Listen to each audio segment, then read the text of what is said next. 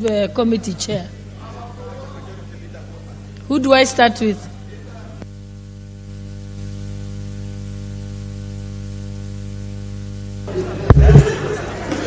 Thank you. Thank you, Honorable Speaker. Allow me to begin by thanking the leader of minority, the Honorable Pio Wandayi, for raising. Honorable Speaker, there are two very loud consultations from the member for Belgut and the member for Hiyo North, and they are conversing in a language that is not known.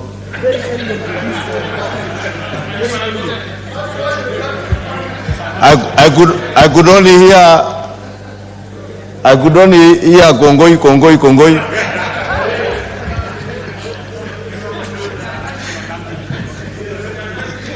Honorable Speaker, now that I have the attention, Honorable Speaker, I will say, let me first thank the leader of minority for raising this issue, because as the leader of minority says, NGCDF is not a fund for members of parliament.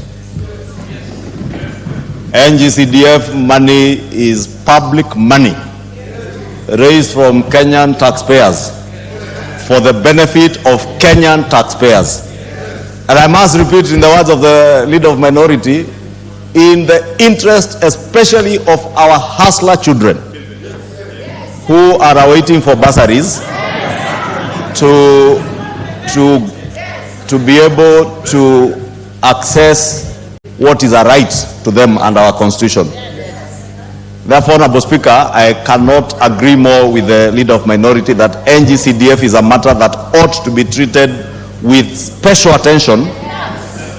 And Honorable Speaker, as much as we all understand we are living in difficult times, part of the alleviation of that, the challenges that are there with the economy, is to ensure that those who are not able to access school in January without, especially those children who just finished KCPE, they are able to access NGCDF bursaries, they are able to access GAF bursaries for them to be able to report to school. True, Honorable Speaker, I know there are also challenges with other emoluments under Parliament, because NGCDF members must also be cognizant that that does not fall under Parliament. It falls under the Ministry of Planning or the State Department of Planning. But there are also other challenges that relate to staff who are working in constituency offices who now fall under Parliament. Honorable Speaker, it would be extremely unfair for members of Parliament to earn their salaries. They have means and ways to enjoy their Christmas break, but the staff who are working in their constituency offices basically have no Christmas. Therefore, Honorable Speaker, we have taken this matter up with the National Treasury to deal with the twin issues of money that should be disbursed to Parliament and money that should be disbursed to the State Department for Planning, so that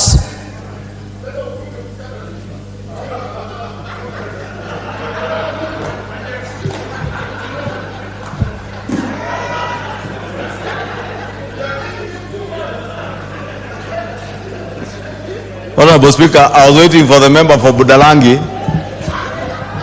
to finish with this very loud advisory to the member for Madera.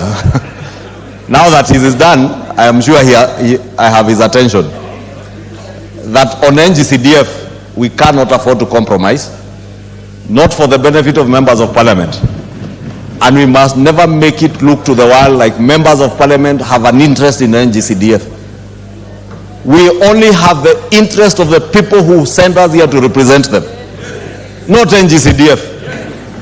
We actually would not care whether there is NGCDF or not if they made sure that bursary money was with the people that we represent. We would not care.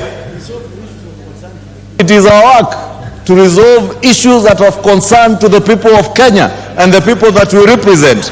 Therefore, what the leader of minority is raising is on behalf of the 290 of us who are charged with the responsibility of resolving issues that are of concern to the people. And there is no issue now that is of greater concern to the people than them getting access to education for their children come January.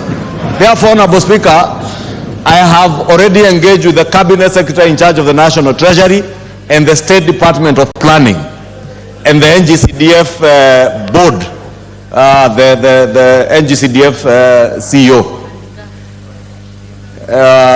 Unfortunately, here the Deputy Whip saying NGAF. I have not engaged with NGAF, but since it also falls under the same State Department, they have indicated that they are actually in the process of working on disbursement so that by the time we break,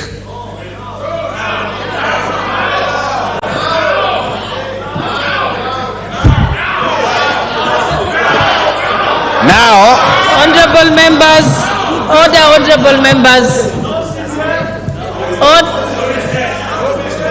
Honorable members, the point is being made. Yes, Honorable Speaker. Members, proceed, Majority Leader.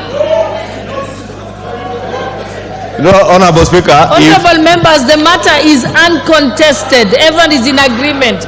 So just allow the Majority Leader to complete his statement. You know, Honorable Speaker.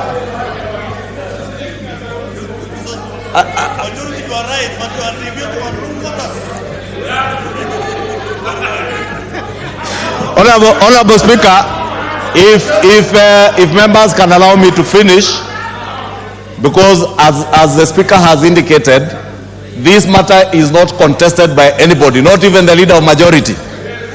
That is why I took the liberty even before the matter was raised before the House, because you all forget that I represent the people of Kikuyu, first and foremost. And I have said it numerously. I don't sit here to represent, I don't represent government. Neither do I represent the Cabinet Secretary for the National Treasury. I don't work for them. I work for the people of Kikuyu. And when it comes to an issue, when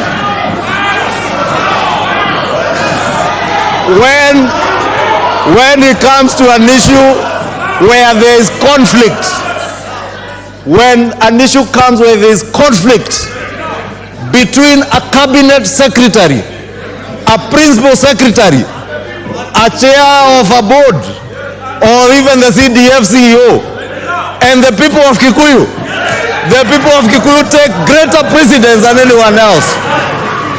That is why I'm pleading with you, you allow me to finish, because what was I saying in conclusion? I have already engaged with the Cabinet Secretary, telling the Cabinet Secretary precisely that there is now a situation where there's a conflict of interest between his work as a Cabinet Secretary and the Principal Secretary in charge of the National Treasury, the Director General in charge of Accounting Services, who is in charge of disbursing money, the Principal Secretary in charge of National Planning, the CDF CEO, and the people of Kikuyu. And I indicated to the Cabinet Secretary that by Thursday listen, as the leader of minority said, without anticipating debate, without doing what? Without anticipating debate. Honorable Speaker, again without anticipating debate, members will note that the House Business Committee had slotted in a morning sitting on Thursday. And I indicated to the Cabinet Secretary that this House cannot proceed to go on recess on Thursday without clarity as to the exact date, time, when the money not will be disbursed will hit your NGCDF accounts at the constituency level. Lastly, Honorable Speaker, more important,